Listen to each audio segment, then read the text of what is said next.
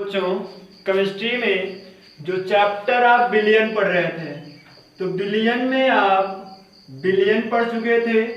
Billion के प्रकार देखे थे, 9 प्रकार के होते हैं। मोलरता पढ़े थे, सांद्रता में मोलरता पढ़े थे, मोल अंश पढ़े थे।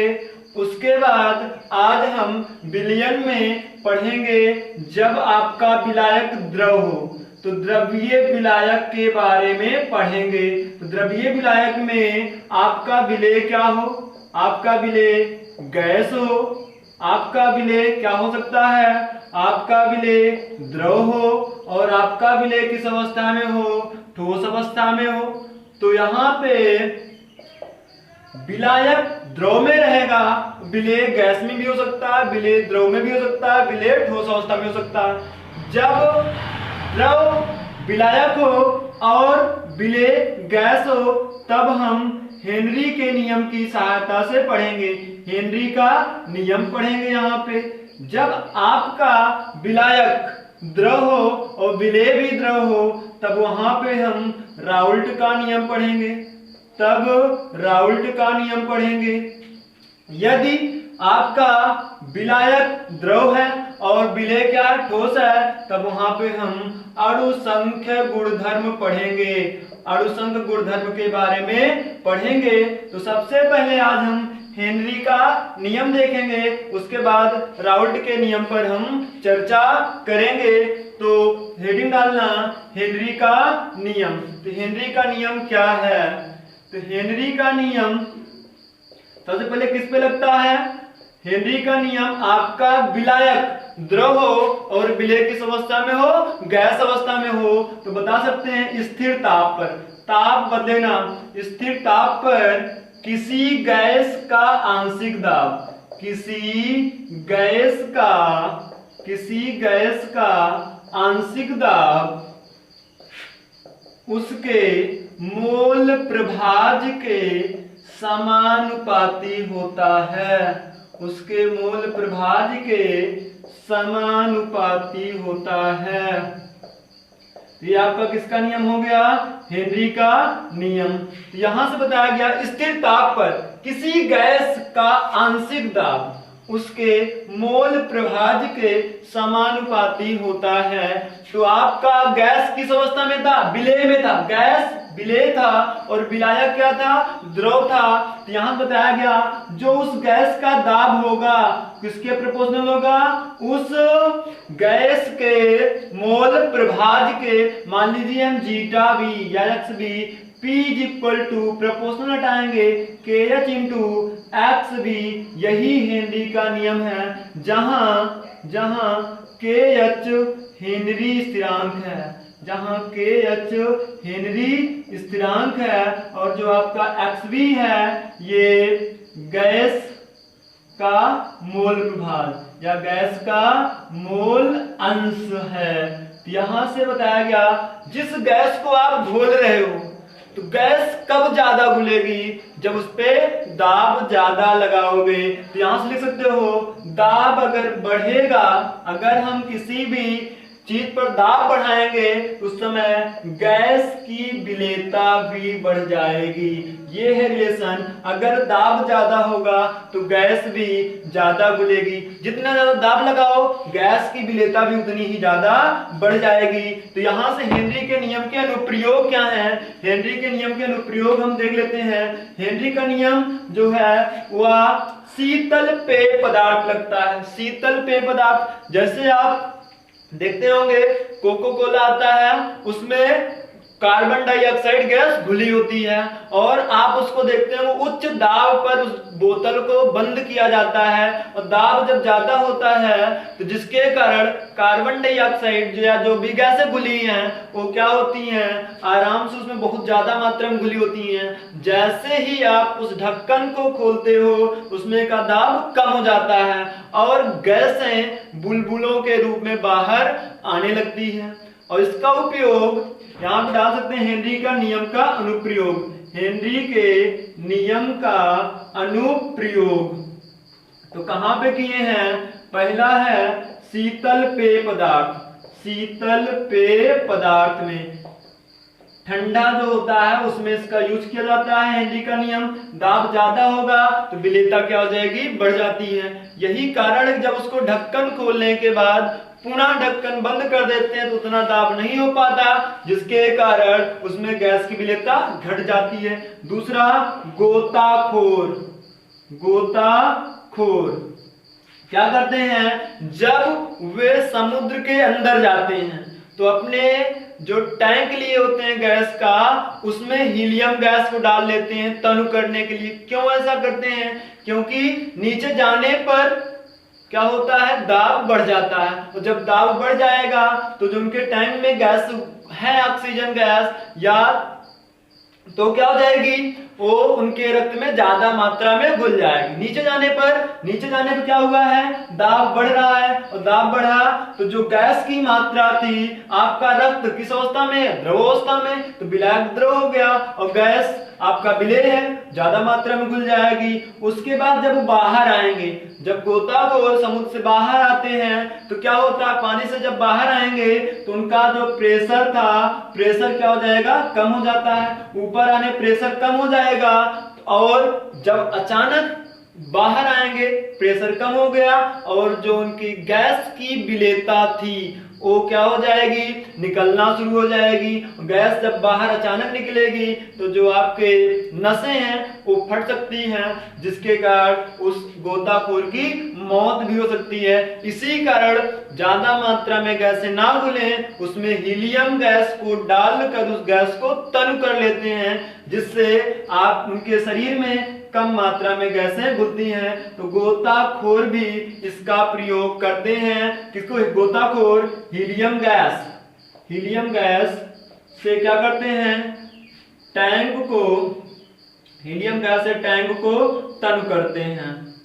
तो वहां पे किसका नियम लग रहा है, हेनरी का नियम। ये हेनरी के नियम के अनुप्रयोग हैं। शीतल पेय पदार्थ और गोताखोर हीलियम गैस से क्या करते हैं, हीलियम गैस से टैंक में लिख सकते हैं, टैंक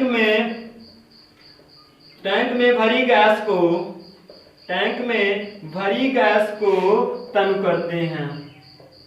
तो यहां से आपका हेनरी का नियम समाप्त होता है। हेनरी का नियम क्या बताओगे, एक बार बताओ। स्थिर ताप पर किसी गैस की विलेयता उसके मूल प्रभाज्य के समानुपाती होता है। अर्थात दाब बढ़ेगा, प्रेशर बढ़ेगा तो विलेयता भी क्या हो जाएगी, बढ़ जाएगी। जितना ज्यादा दाब होगा उतनी ज्यादा उसकी क्या हो जाएगी, विलेयता हो जाती है। यही बताया गया था, P proportional to zeta V. Zeta V क्या था, विलेय का मोल प्रभाज्य। तो विलेय जिसको घोल रहे हो तो गैस जितनी ज्यादा घोलोगे दाब भी उतने ज्यादा होना चाहिए, तभी उस मत क्या होता है, घुल पाती है। तो अगला है आपका राउल्ट का नियम। तो राउल्ट का नियम कब लागू होगा, जब आपका विलेय भी द्रव हो और विलायक भी द्रव हो, तब राउल्ट का नियम लगाते हैं। तो इस नियम के अनुसार है, किसी द्रवीय विलयन में विलयन का आंशिक दाब उसके मोल प्रभाज्य के समानुपाती होता है। यहाँ भी मोल अंश की बात की गई है, और विलयन कैसा हो, द्रवीय हो, और विलेय विलायक दोनों द्रवावस्था में हो। यहाँ से बताया गया, मान लीजिए एक ये पात्र है जिसमें हम क्या कर दिए हैं, ए को मिलाएं, केवल ए है। जब ए होगा ये किस अवस्था में होगा, शुद्ध में होगा। ए पर लगाया गया जो आंशिक दाब होगा P0 A होगा। जब उसमें कुछ ना मिलाएं तो आपका विलायक होता है, ये आपका P0 A है। फिर से एक पात्र दूसरा ले लिए जिसमें हम किसको घोल दिए हैं, B को घोल दिए हैं, और इसको हम बंद कर दें। जब B को घोलेंगे इस पे कितना दाब लगेगा, P0 B हो जाएगा। देखो पात्र A था, पहले पात्र में क्या भरे, A विलयन भर दिए। जब शुद्ध है उसका दाब क्या हो जाएगा, P0 A। B शुद्ध है उसका क्या हो जाएगा, P0 B। ये P0 B क्या है, शुद्ध विलायक का वाष्प दाब। P0 क्या है, शुद्ध विलायक का वाष्प दाब घटक A का, ये घटक B का।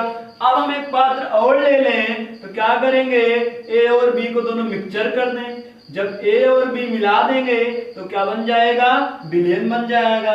ए प्लस क्या हो जाएगा, बी हो जाएगा। उस समय जो आपका दाब आएगा पी टोटल आएगा। पी टोटल देखते हैं तो क्या बताया गया, किसी द्रव्यीय विलयन में विलयन का आंशिक दाब, यहां से P A proportional to X से, P A proportional to X से, क्योंकि बताया गया गैस का आंशिक दाब, उस विलयन का आंशिक दाब उसके मोल प्रभाज्य के समानुपाती होता है। अगर ए लेंगे तो मोल प्रभाज्य किसका लेंगे, ए लेंगे, यहां से पी ए बराबर आ जाएगा पी नॉट ए एक्स ए। समीकरण नंबर 1 बना दें।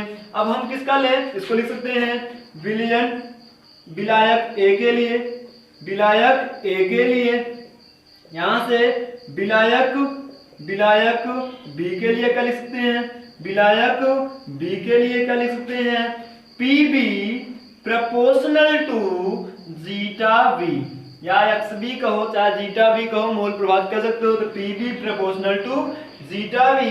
तो यहां से प्रोपोर्शनल हटाएंगे तो पी बी इक्वल टू आ जाएगा P not B zeta B. समीकरण नंबर क्या हो जाएगा, 2 हो जाएगा। यहां से ए का जो आया P not A zeta A, और बी का जो आया P not B zeta B. अब यहां से हम क्या कर सकते हैं, टोटल निकालना चाहें तो टोटल निकाल सकते हैं। पीटी इक्वल टू, यहां से पीटी इक्वल टू हो जाएगा P A plus PB. PT equal to क्या हो जाएगा, पी ए प्लस पीबी। यहां से पी ए का मान रखो, पी ए का मान कितना है, P not A X A plus P not B X B. ये आपका पी टोटल आ रहा है। पी टोटल ये है, जब ए और बी दोनों मिला दिए तो P not A X A P not B X B हो जाएगा। तो यहां से आगे हम क्या कर सकते हैं, तो पी टी इक्वल टू हो जाएगा पी टोटल, यहां से फार्मूला पढ़े हो X A plus X B equal to 1, इसमें से किसी एक को बदल दो। अगर हम कहें एक्स ए बराबर कितना हो जाएगा तो कहेंगे 1 माइनस एक्स बी हो जाएगा। यहां से एक्स ए का मान रख दो, यहाँ पे P not A X A का मान कितना हो जाएगा 1 माइनस एक्स बी, और प्लस हो जाएगा P not B X B. यहां से P total is equal to आ जाएगा P not A minus P not A X B plus P not B X B. तो P total is equal to आ जाएगा P not a, अगर यहाँ पे हम एक्स बी कॉमन कर लें तो जाएगा P not B minus P not A. ये आता है उस विलयन का कुल आंशिक दाब। P total is equal to होता है P A plus P B. यही है आपका राउल्ट का नियम। किसी द्रव्यीय विलयन में उस विलयन का आंशिक दाब उसके मोल प्रभाज्य के समानुपाती होता है। विलायक ए के लिए जब उसमें कुछ ना मिलाया गया हो तो विलायक ही रहेगा, और विलायक बी के लिए लगाया गया। और यहां से गैस के आंशिक दाब के नियम से है, ये गैस के आंशिक दाब के नियम से, गैस के आंशिक दाब के नियमानुसार जो है, नियमानुसार P total is equal to होता है PA प्लस PB। यहाँ से PA और PB का मान उठा के रख दिया गया है, और हमको पता है XA प्लस XB का मान कितना होता है 1 होता है। XA की वैल्यू पुट कर दी गई और आपका P total is equal to आया है P naught A plus XB P naught B minus P naught A होता है। राउल्ट के नियम बात पढ़ेंगे हम आदर्श विलयन। तो आदर्श विलयन क्या है, तो वे विलयन जो प्रत्येक सांद्रता पर, वे विलयन जो प्रत्येक सांद्रता पर राउल्ट के नियम का पालन करें। वे विलयन जो प्रत्येक सांद्रता पर राउल्ट के नियम का पालन करें, राउल्ट के नियम का पालन करें, वो क्या कहलाएंगे, आदर्श विलयन कहलाते हैं। आदर्श विलयन कहलाते हैं। तो यहां से राउल्ट के नियम का पालन करने का मतलब है पी ए किसके बराबर हो, P not A X A, और पी बी किसके बराबर हो, P not B X B के, तब पी टी किसके बराबर हो जाएगा, P naught P A plus P B. और आदर्श विलयन तब होगा जब उसमें उसकी एंथैल्पी का मान 0 हो, अर्थात ना तो ऊष्मा बाहर से ली जाए ना अंदर से ऊष्मा बाहर दी जाए, अर्थात डेल्टा एच मिक्स का मान कितना हो, 0 हो, उसके आयतन में भी क्या हो, परिवर्तन 0 हो। तो ऐसे विलयन आदर्श विलयन कहलाते हैं जो राउल्ट का नियम क्या करें, प्रत्येक सांद्रता पर पालन करें। इसके लिए ग्राफ हम बनाते हैं। जब एक्स ए का मान 0 हो, एक्स ए का मान कितना हो, 0 हो, तो आप पढ़ के आए हो X A plus X B equal to 1। X A का मान 0 होगा, एक्स बी का मान कितना आएगा, 1 आएगा। ये देख चुके हो एक्स बी का मान कितना है, 1 आया, एक्स बी इक्वल कितना हो जाएगा, 1 हो जाएगा। अर्थात ए का कोई भी भाग यहाँ पे नहीं है, अर्थात आपका बी क्या है, शुद्ध है। जब शुद्ध होगा तो शुद्ध विलायक का जो दाब होता है पी नॉट, और बी का है इसलिए बी लिख दिए। अब एक्स ए 0 से बढ़ता बढ़ता एक्स ए का मान कितना हो गया, 1 हो गया।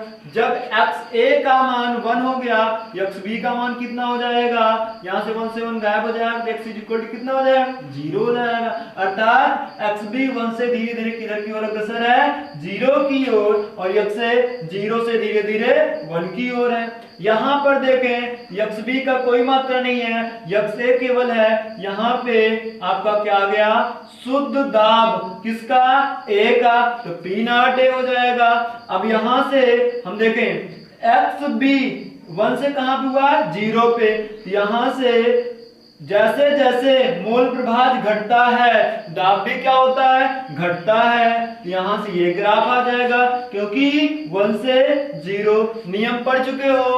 आंशिक दाब, दाब जो है मोल प्रभाज के समानुपाती है, और मोल प्रभाज 1 से 0 हो रहा है, मतलब दाब भी क्या हो रहा है, घट रहा है। ये ग्राफ किसके बीच है, PB proportional to X B. PB जैसे जैसे बढ़ेगा एक्सबी भी बढ़ेगा, और पीबी जैसे जैसे घटेगा वैसे एक्सबी भी घटेगा। अब बताओ एक्स ए का मान 0 से 1 हो रहा है, मोल प्रभाज क्या हो रहा है, बढ़ रहा है। जब मोल प्रभाज बढ़ेगा तो आपका दाब भी क्या होगा, बढ़ेगा। यहां से आपका पी ए प्रोपोर्शनल किसके हो जाएगा, एक्स ए के हो जाएगा।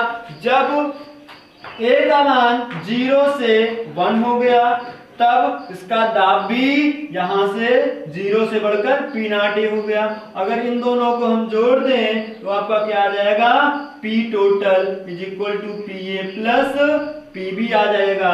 यही है आपका आदर्श विलयन, वे विलयन जो प्रत्येक सांद्रता पर राउल्ट के नियम का पालन करें आदर्श विलयन कहलाते हैं। आगे हम देखेंगे अनादर्श विलयन क्या है। अनादर्श विलयन वे विलयन जो प्रत्येक सांद्रता पर, वे विलयन जो प्रत्येक सांद्रता पर राउल्ट के नियम का पालन ना करें, राउल्ट के नियम का पालन ना करें, अनादर्श विलयन कहलाते हैं। कौन से विलयन, अनादर्श विलयन कहलाते हैं। यहां से क्या हो जाएगा, जो आपके पास एंथैल्पी में परिवर्तन है वो क्या हो जाएगा, शून्य नहीं होगा, और जो वॉल्यूम में परिवर्तन है वो भी शून्य नहीं होगा। तो वे विलयन जो प्रत्येक सांद्रता पर राउल्ट के नियम का पालन ना करें अनादर्श विलयन कहलाते हैं। और इसमें एंथैल्पी में परिवर्तन शून्य नहीं होगा, आयतन में परिवर्तन शून्य नहीं होगा। यहां से जो आप पीबी पीए लिखे थे, पीए बराबर क्या लिखे थे, P not A X A, ये भी क्या होगा, बराबर नहीं होगा। P B does not is equal to P not B X B, तब पी टोटल भी बराबर नहीं होगा P A plus P B के।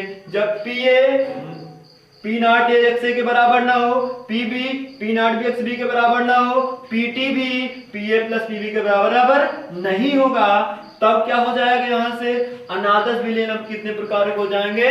2 प्रकार के, क्योंकि एक पीए का मान हो सकता बड़ा हो, दूसरे पीए का मान क्या हो?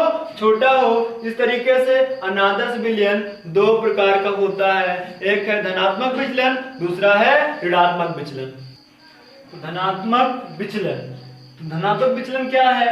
हम अनादर्श विलयन के अंतर्गत धनात्मक विचलन को पढ़ रहे हैं, जिसमें बताया गया जब विलयन का वाष्प दाब में वृद्धि हो जाए तब क्या होता है?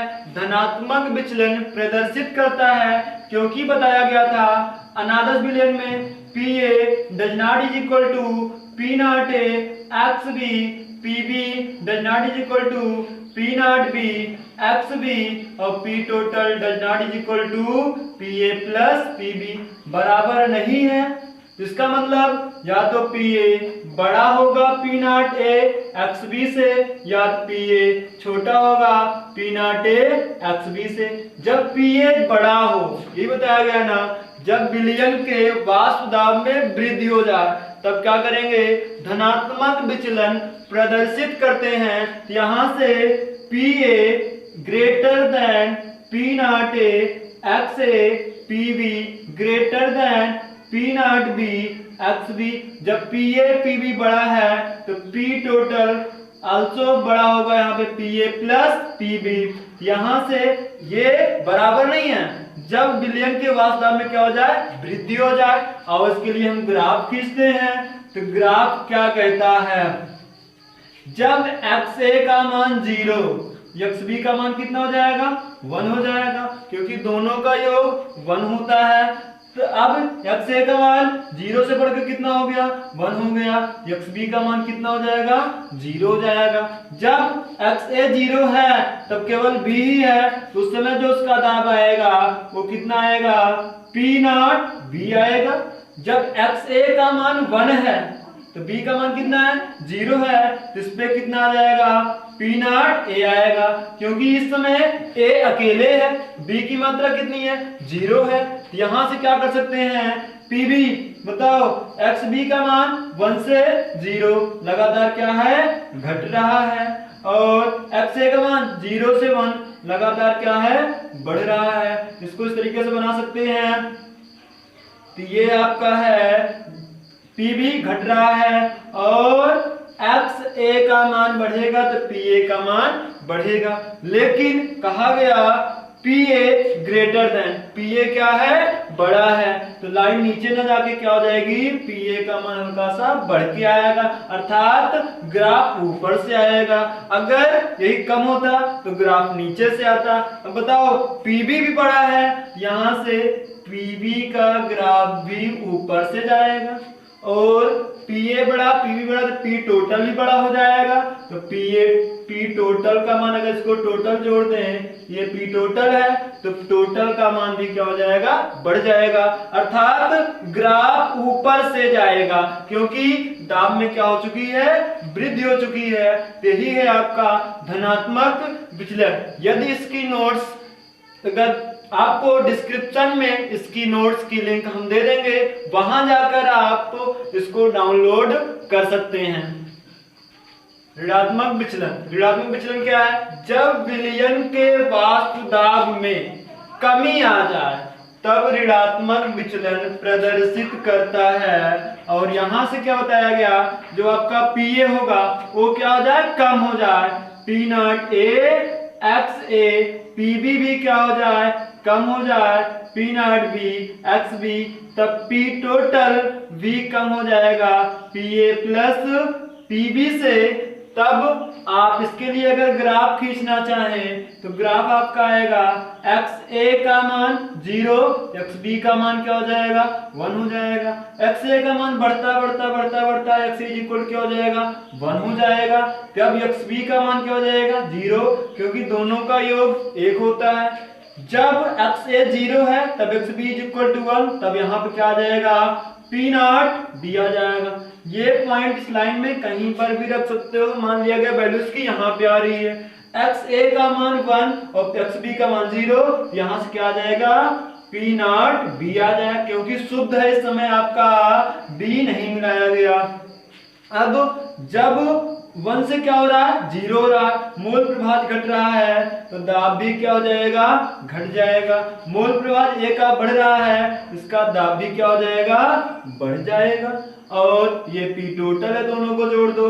और क्या बताया गया कि विलयन के वाष्प दाब में कमी आ जाए, कमी आ गई तो इसका ग्राफ जो आएगा वो नीचे से आएगा। अभी इसके पहले ऊपर से गया था जब वृद्धि हुई थी, अब यहाँ से कमी हो गई है, ये ग्राफ ऐसे आएगा और P टोटल का भी ग्राफ ऐसे आएगा। ये है आपका ऋणात्मक विचलन।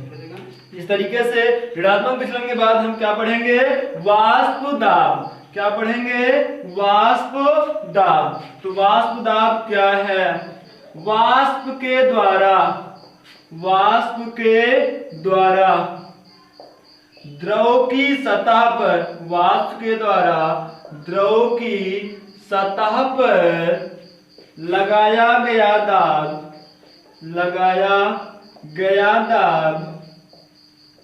वाष्प दाब कहलाता है, वाष्प दाब कहलाता है।